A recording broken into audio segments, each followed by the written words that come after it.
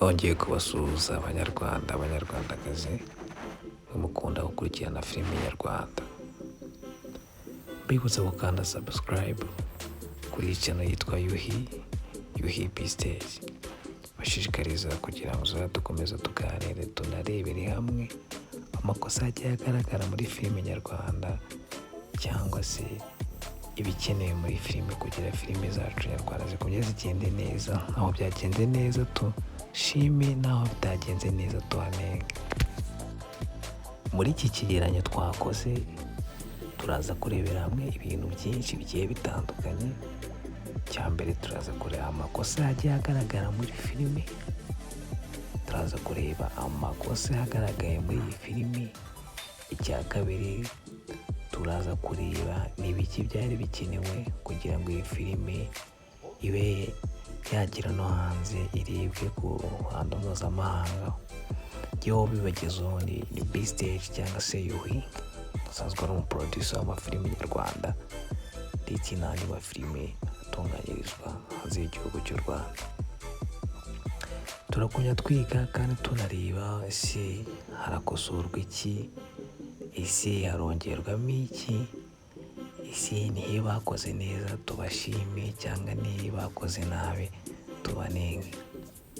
Abanyarwanda cyangwa abanyarwandakazi bareba amafilime nyarwanda, muraza kugenda musubiza muri section comment ukati se ahangaha nafashijwe n'iki ngiki, numva bakongeramo iki, numva bagabanyamo iki, numva iminota yo kureba bayongera cyangwa kumva nyine hari elema zindi bakagiye bongeramo muri filime nyarwanda. By'umwihariko iyi filime yitwa Inzira y'umusaraba.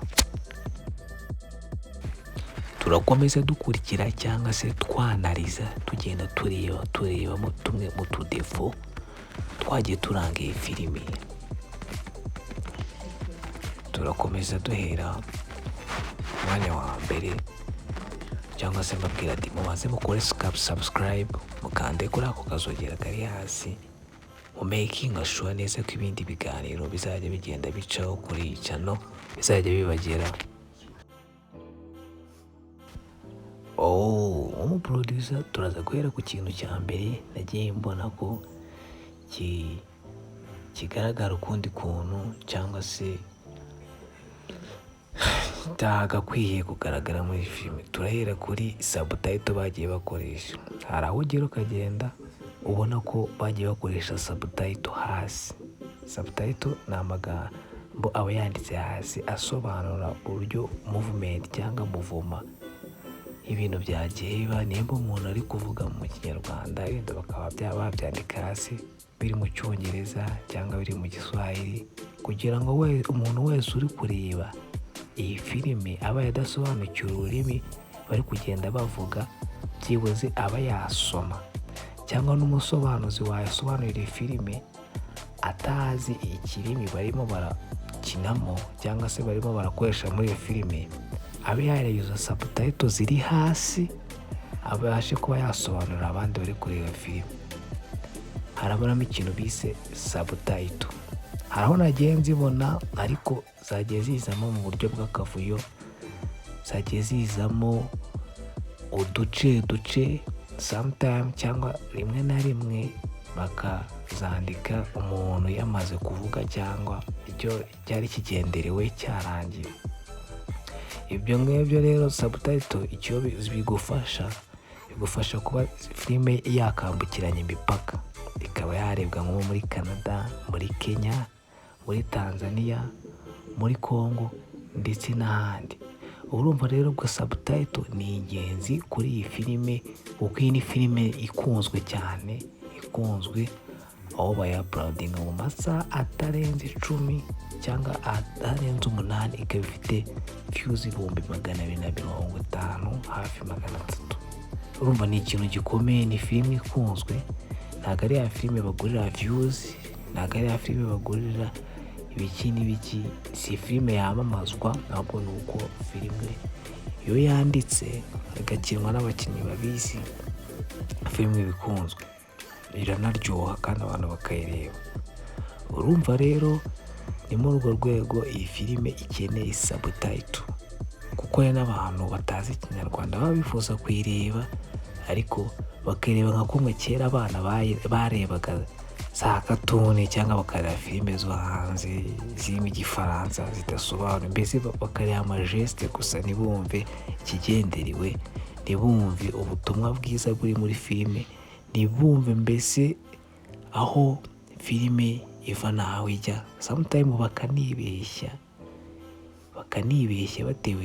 bitewe na geste bari kubona ku bakinnyi kandi atari yo message bagombaga gutanga.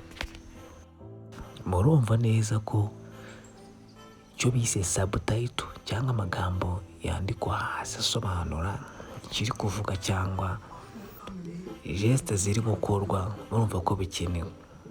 Ubaye nawe wumva bikenewe wabyandika muri comment kugira ngo ubutaha bazabashe kuvugurura ikintu, kuko iyo ibikorwa nitwe bagenerwa bikorwa, nitwe tureba filime, nitwe tuyikunda, ni natwe dutuma ikomeza. Rero urumva kubyihererana tugaceceka ntabwo ari ikintu cyiza. Ku mwanya wa kabiri rero turaza kuhasanga icyo twakita nko kuzimiza. Hari ahantu twagiye tubona bari kwitoza kubyina, hari amarushanwa agenderewe ariko ari kugenda aburamo ibikoresho kuko byo kubyina. Niba umuntu ari kubyina akagira ahantu byibuze yitoreza nyine nko muri sale runaka, muri sale runaka cyangwa ahantu mu cyumba hateguye kuko hagaragaza umuco wa kinyarwanda, ni gute umuntu wo hanze azareba iyo filime cyangwa wo hanze utari mu Rwanda utamenyereye imico ya kinyarwanda akamenya kuko babyina kinyarwanda? Ni ikihe cyerekana ko ari umuco nyarwanda turi gukoresha mu kubyina? Ni ikihe cyerekana ko ari imbyino gakondo y'igihugu cy'u Rwanda? Ni ibihe bimenyetso bigaragaza ko koko ari umuco nyarwanda turi gukoresha? Ibyo ni muri analyse zanjye, nawe ufite uko wabitekereje uragenda byandika muri comment. Njye natekereje bike, nabaye nk'imbarutso kugira ngo nawe utekereze, tumwe turebe ese filime nyarwanda izageraho nayo ibe yashinga imizi mu bindi bihugu, nk'uko tubona filime z'Abahinde, za Bollywood, za Hollywood na za Bollywood. Mbese bya bihugu byagize gukina filime nk'umuco, bikaba bibatunze mu buryo bigaragara buri wese. Bivuze gutyo wenda iyo umuntu gutangira biravuna ariko iyo umaze gutera imbere ubona ko ikintu urimo koko kiri kuguha umugati, kiri kuguha umusaruro, ugerageza guhindura. Ndakeka ibigo by'imico nabyo byaratangiye kureba kuri iyi filime, cyangwa na nyiri filime uwo twakwita producer wayo akaba yatera intambwe akajya gushaka abafatanyabikorwa mu buryo bw'umuco, kuko urabona ko iyi filime hari kuzamo kenshi cyane ibintu by'imbyino, ibintu bya kinyarwanda, ariko niba bigaragaze mu buryo bugaragarira ijisho, mu buryo buri wese abona koko izi mbyino zihari. Bagerageze no gutoza abakinnyi babo kubyina, kuko hari uyireba kuko arashaka kuvuga ati turebe nanjye izo mbyino ndebe icyiza cyazo, cyangwa ndebe byibuze ampe motivation yo kuba nanjye natangira kwiga imbyino gakondo z'igihugu cyanjye, yaba ari u Rwanda cyangwa ikindi gihugu. Twagiye twizimba cyane ku bintu byo kunenga, ariko bitavuze ko hari n'ibyo gushima, kuko hari aho muza kumva agenda avuga ati filime irakunzwe, iri kugira views nyinshi. Mbibutsa ko iyi ariyo filime mu Rwanda itaramamajwe, itarimo abasitari barenze ku rwego wavuga ngo izi views zirazikwiye, itari no guca kuri channel dusanzwe tuzi. Oya, iyi ni filime mbese yanditse neza, irimo ubutumwa, irimo ubuzima bwacu duhura nabwo buri munsi.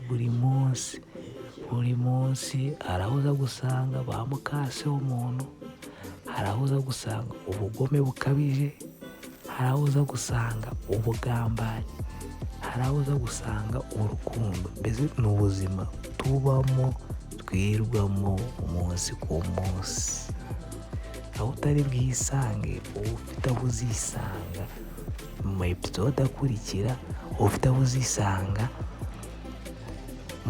mu masizoni yandi ashamikiye kuri iyi. Ariko buri wese ndakeka ko tayipe yiwe cyangwa aho abarizwa, niyo utasanga wowe ku bwawe ku giti cyawe, uraza gusanga ibyakubayeho, uwaguhemukiye cyangwa uwahemukiwe. Bityo bikubera isomo, kuko iyi filime uwayanditse afite uwo yandikiye abanyarwanda, yandikiye isi yose, buri wese yisangemo. Ikindi rero kuri iyi filime ari kugenda baramo ikintu bise amakabyankuru ku bakinnyi. Amakabyankuru uvuga ni iki? Nk'urugero, mu zindi filime iyo bakubise umuntu ukabona koko baramukubise, ubona koko wakubiswe. Nimba ari urushyi ukabona ko urwo rushyi arukubiswe, niba ari ukujya kuryama ukabona ko koko baryamye. Wenda hari abari kugenda babikora kuko hano hari abakinnyi bamaze imyaka minini muri sinema, imyaka myinshi. Nk'uyu nguyu witwa Antoinette, ukina ari intare y'igore cyangwa se ari mukase wa IRIBAGIZA. Ni umukinnyi w'umuhanga cyane, ni umukinnyi w'umuhanga bidasubirwaho. Tukagaruka no kuri Rufonsine akina yitwa Rufonsine muri filime yitwa Umuturanyi. Nawe ni umuhanga cyane, ubona ko ibintu arimo abizi kandi abikora neza, abikora uko ari. Ariko uze kwitegereza neza ntabwo ari kubonamo ka kantu k'ubushinzi. Byanganire gukoresha iryo jambo k'ubushinzi. Hari aho ari kurengana, akabona yarenganye, akabona Rore ari kwikina neza, agakina. Ariko uze gucunga neza, naba ari gutongana na murumuna we, isaha ariko bakiranura, ntabwo aza kwitonda nk'aho ari umwana urengana, ari umwana wabishyira, ari inzirakarengane. Baraza gushyogozanya nawe, araza gusa nk'azamuye ijambo cyangwa azamuye ijwi, ubona ko yasubiye muri ya style yiwe yo kwa Gatogo na Rutemisi. Uraza kuyibona neza nubyitondera, uraza kuyibona. Tukiri kuri iyo mpamvu yindi yo kudakabya inkuru, uraza kubona ahandi hari umukobwa wazanye ibaruwa, ayizaniye umugabo, ayizaniye papa IRIBAGIZA, aho abonye ayazanaga ibaruwa, yamara kuzana ibaruwa akayihereza umugabo, akayihereza papa IRIBAGIZA we yaje kuza ahatinga mu buryo bwiwe, ararira ateza akavuyo. We yakomeje kubashungera, arareba habe no kubaza ngo bigenze gute, habe no kugaragaza reaction cyangwa kwakitinga ko wenda ashobora kuba ateje ibibazo, ashobora kuba avanye mu byishimo abantu bari bameze neza, ntiyanatekereza ku cyo yazanye icyanditsemo. Uraza kubibona ubwa mbere nyine arakitinga nk'aho bimutunguye, ariko nashyira akanya urabona mbese abivuyemo ahagaze atangiye gushungera nawe ubwiwe, mbese ategereje ko warangiza icyo gikorwa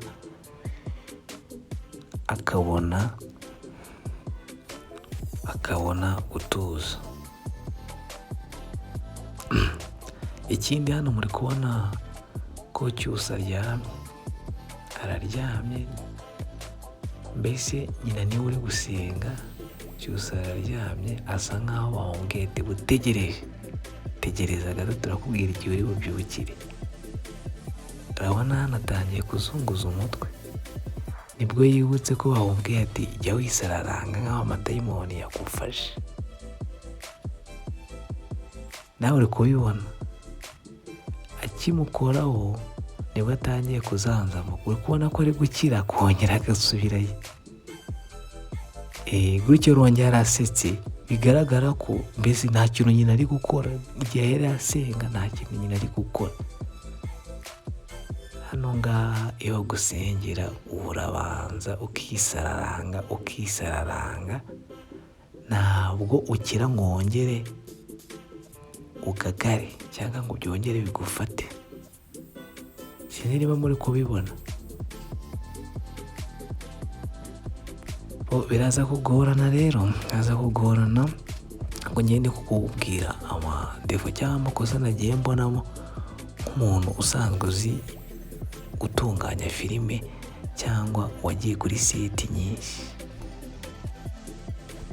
Nkomeza mbibutsa gukanda subscribe cyangwa se gukanda ukazogera kugira ngo tuzagonye tubane no mu yandi ma episode azagenda akurikira iyi ngiyi, tugenda tureba ese ni iki kibura, ni iki dukeneye mu Rwanda ngo filime zacu zigumye zitera imbere. Yego turi gutera imbere, ariko iyo uhora ushima umuntu cyane ntabwo utuma ashyiramo imbaraga, bituma nyine yirara akumva ko yagezeyo. Ariko tuzajya tugenda dushyigikirana, unatera comment uvuga ati harabura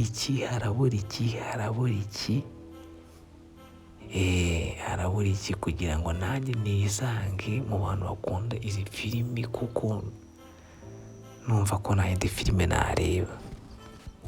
Ikindi ngira ngo tuvugeho gatoya tutarakomeza na defo zagiye zigaragara muri iyi filime. Ikindi nagira ngo tuvugeho gatoya ni ikibazo nabazaga nkamwe mwakurikiranye ino filime yose uko muyireba tutagendeye, kuko filime ni ibintu biba byanditswe, ni script baguhereza ugasoma ukagerageza kwisanisha nayo.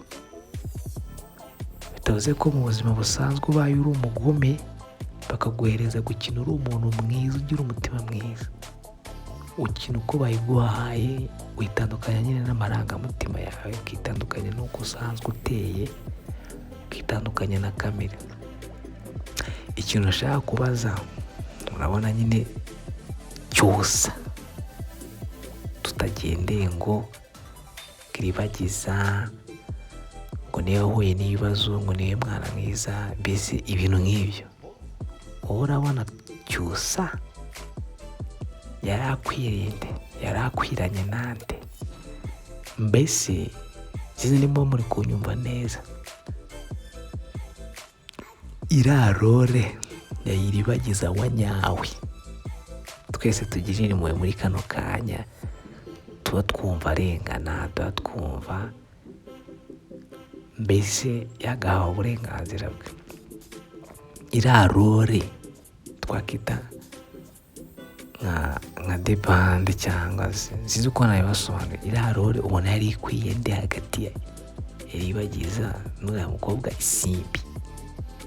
Kuko ikigaragara cyo bagendeye ku mukobwa mwiza, bari kugendera ku mukobwa mwiza, kuko uko twumva story twumva ko IRIBAGIZA ariyo wakabaye mwiza akagira n'imico myiza.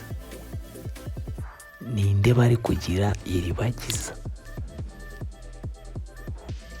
Muri section comment muri comment uraza kwandikamo ninde wumva wari kubiribagiza utagendeye kugira ni script. Nuriya witwa Isimbi bari kumugirira iribagiza bigakunda kuko yari kwakitinga ababazwa, ahemukirwa, abana no twakita mukase cyangwa se arikorerwa na nyina wundi. Nawe utabishobora, nawe uri kureba wabishobora, ariko turi kureba ku bwiza bwari bwikwiranye cyangwa bwafitingaga muri iribagiza wa nyawe. Ninde wari ukwiye kuba iribagiza? Muri comment muraza kugenda mutubwira. Ikindi dukurikije nawe ubwawe uri kureba, ikindi kibazo nibaza, wowe uri kureba filime uraza kubyandika muri comment. Ese wowe ubona wafitinga muri erori muri aba bantu bose? Wumva waba nkandi cyangwa mu buzima busanzwe utabeshye ubona umeze nkandi? Ese ubona wakihanganira kuba iribagiza? Uwo mutima urafite ibintu acamo byose biba ari ibyanyabyo mu buzima busanzwe, wabyihanganira, wabishobora? Tujye ku bahungu. Ese wowe ubaye ari nka Cyusa wahitamo ndi muri aba bakobwa utagendeye ku mico, utarebye ku mico, wahitamo ndi? Ibyo byari ibibazo byari biciyemo, kari akanyuzemo, wari kugira tuganire turebe mu buzima busanzwe. Twigiye ku cya gatatu. Ese wowe ubona ari uwuhe mukinnyi wa filime mu Rwanda, wa filime nyarwanda, yaba muri komedi cyangwa muri filime, niwe mukinnyi wumva wari kujya muri iyi filime igakomeza kuryoha, igakomeza kugira icyanga, igakomeza kuryohera amatwi y'abantu, igakomeza gufata abantu imitima, gufata imitima y'abantu? Ntugire ubwoba bwo kubyandika cyangwa ubitekereze mu mutwe gusa, ubyandike muri comment, kuko nyiri iyi filime afite ubushobozi bwo gutumira umukinnyi wese wo mu Rwanda akaba yaza akayikinamo, filime igakomeza ikaryoha. Kuko filime ikinwamo n'umuntu akajya no gukina izindi, agakina n'izindi nyinshi. Urumva rero kumuzana agakinamo ntabwo ari ibintu bigoye, kuko aba ari jande n'ubundi, cyangwa abo twita abanyabigwi yarabazanye. Ndahera kuri uriya mugore witwa Tone, urebe ukina witwa Intaringore, cyangwa se agakinamo hano yitwa Mamisimbi cyangwa Mamiribagiza. Ndakeka nta wundi musitari wo mu Rwanda wamunanira kumuzana muri iyi filime. Wowe ninde wifuza ko yazagaragara muri iyi filime? Uraza kubyandika muri comment. Ikindi, ese koko warebye filime nyarwanda kenshi cyane ukazireba igihe kinini, uyu musaza ukina ari Papa Cyusa, uyu nguyu musaza ko muzi mu mafilime menshi, ndakeka nta n'umuntu wamutanze muri filime, muri bano uri kubona nta muntu wamutanze muri sinema. Usubije wihuse muri comment wambwira izina rye urarizi, nka kumwe tuba tuzi abasitari, nk'uko wavuga ngo Seburikoko ni Garasi, amwita Garasi, nk'uko wavuga ngo Kibonge ni Mugisha Clapton. Wambwira izina ry'uriya musaza, mwahurira mu nzira ukavuga ati nahuye na Nuza, cyangwa wavuga ngo nahuye na Papa Cyusa.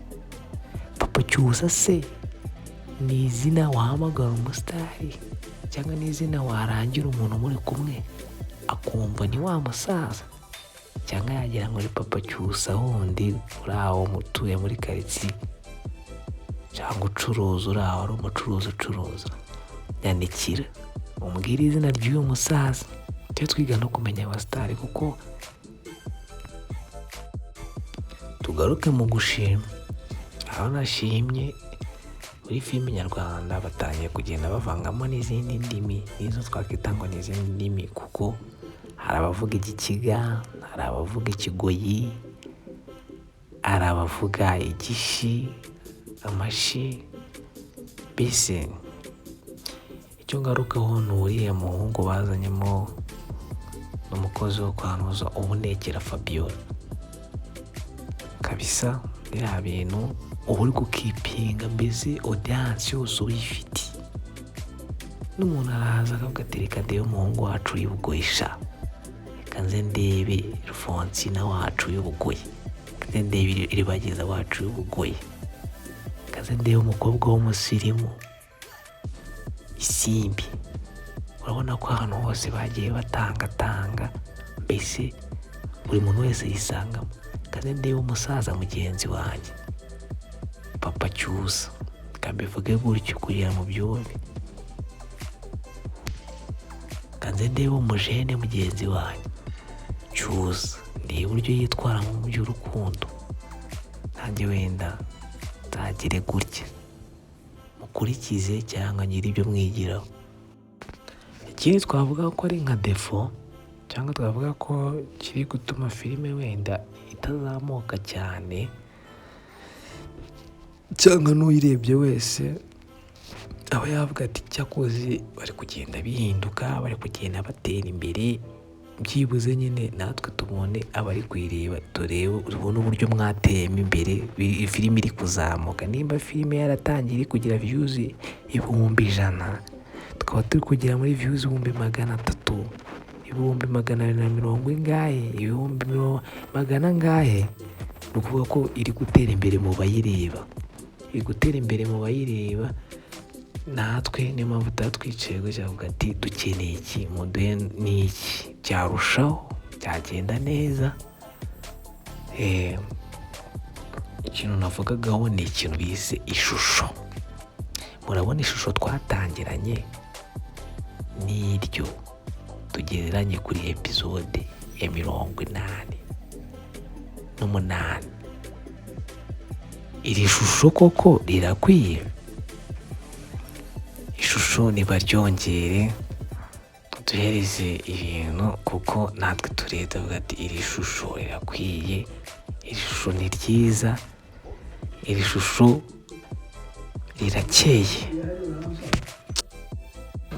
Kuko twagiye turi amafilime menshi, za Seburikoko, za City Maid, za Bamenya, andi mafilime menshi nagiye arebwa mu Rwanda kandi akomeye. Twagiye tureba uburyo bagenda bahinduramo, bagahindura location, bagahindura ishusho, kagenda hazamo abakinnyi bashyashya.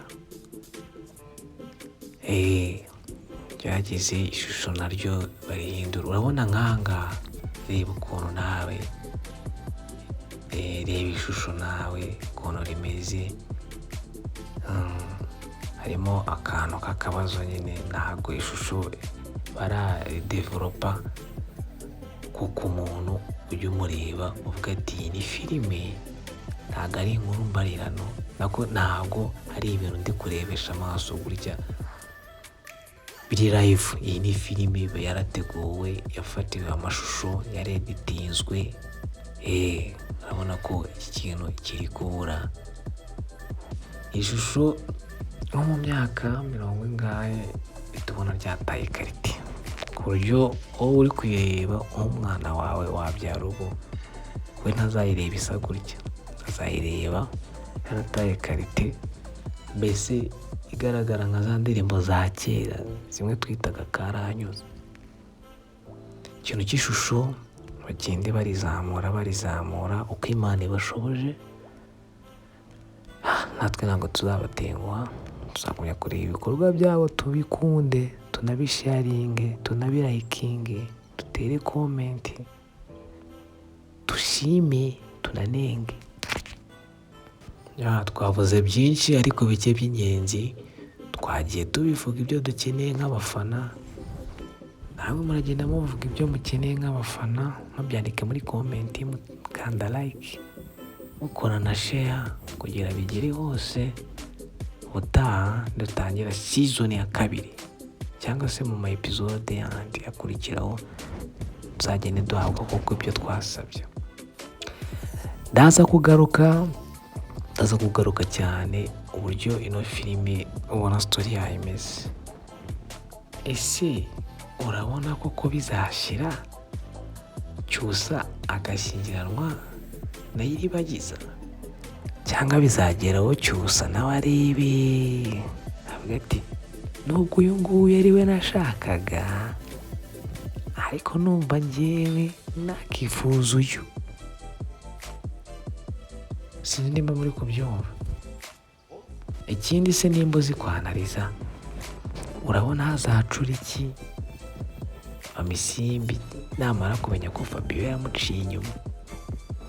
Bizagenda gute? Se ubona uriya mugabo we yoroshye uriya mugabo we ubona yoroshye ku buryo namara kuvumburwa atazirukana uriya mugore akisigarana na Fabiola?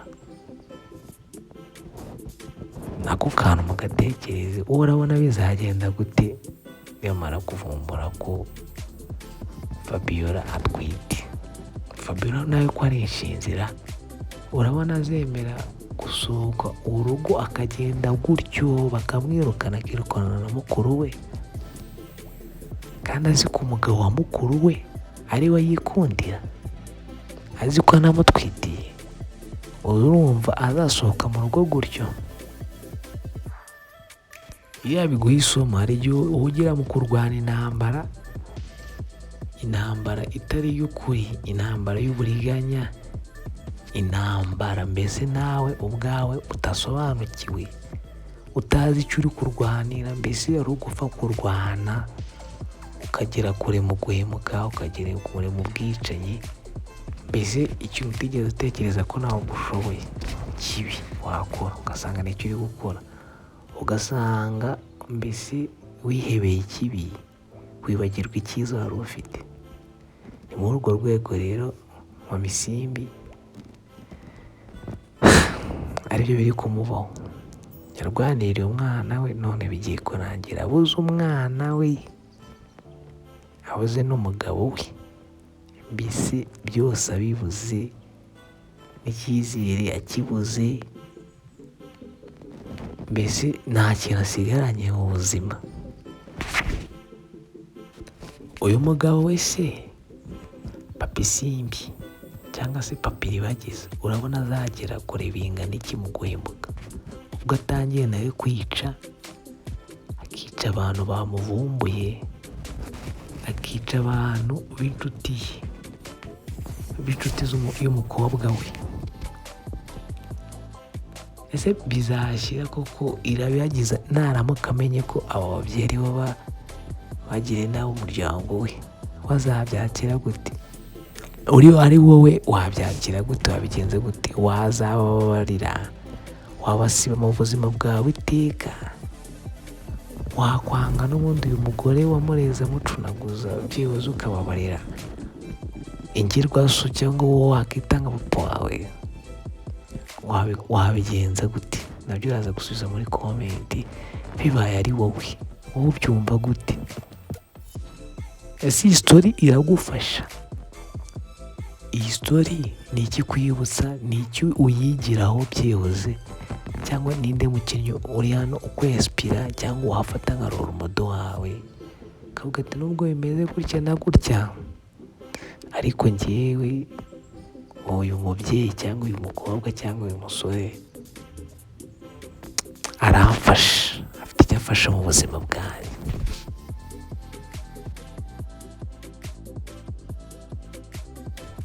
Ikintu numvaga ino filime bayongera amatara zindi zo hanze, nk'urugero nk'urubyiruko ruto, nk'abana bari munsi y'imyaka nka 20, bari munsi y'imyaka 20, kuko niriya nayo ni abandi bantu tuba dukeneye ko baza kureba iyi filime.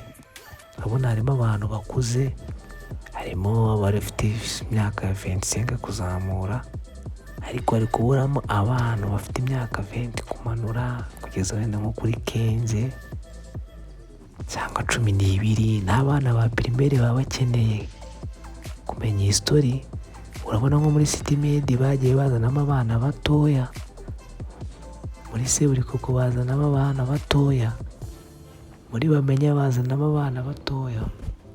Urumva ko ari kuburamo cya kintu cyo gufatirana buri cyiciro umuntu wese arimo, yaba umwana, yaba umuntu mukuru, yaba umusaza.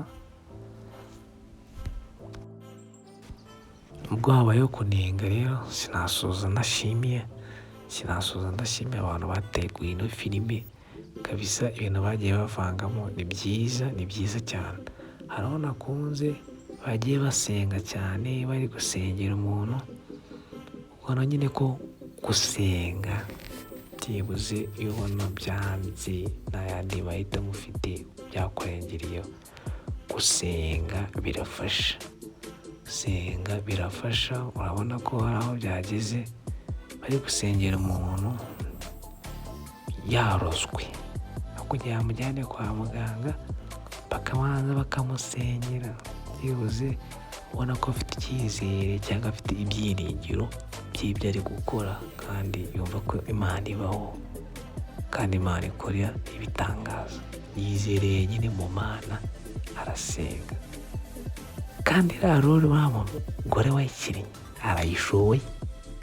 Yasengaga nawe ubwawe ukumva koko hari ikintu kiri kukuzamo, ukabona ni ibya nyabyo, ukabona mu buzima busanzwe bwe aho asanzwe asenga, mbese nawe ubwawe bikagukura, ukagira attention, ukabanza ugatuza, mugatuza, mugasengana, mukajyana. Umugore ni umuhanga kabisa, umugore ni umuhanga. Gusenga kabisa, gusenga birafasha mu buzima. Nawe analize yanjye yarishingiye rero, ndagira ngo nawe icyo nagiye nibagirwa cyangwa nasimbutse uze kucyandika muri section, muri comment, uze kuvuga ati nanjye numvaga byagenda gutya, nanjye numvaga habonagamo iki. Ni ibitekerezo tugenda dutanga, tugenda dusangira, uraza kubyandika muri comment. Nitwaga Yuhi B Stage gutyo mbivuze. Umunya gusaba inkunga yo gukanda subscribe na share ndetse na like, kugira ngo dukomeze turebere hamwe kuko twanariza ni ibiki biri kubura muri sinema nyarwanda, tukujya tunareba n'abasitari. Ubutaha nzagenda mbabwira utundi tudevo twagaragayemo, nanabereka uburyo muzajya mugenda mutubonamo.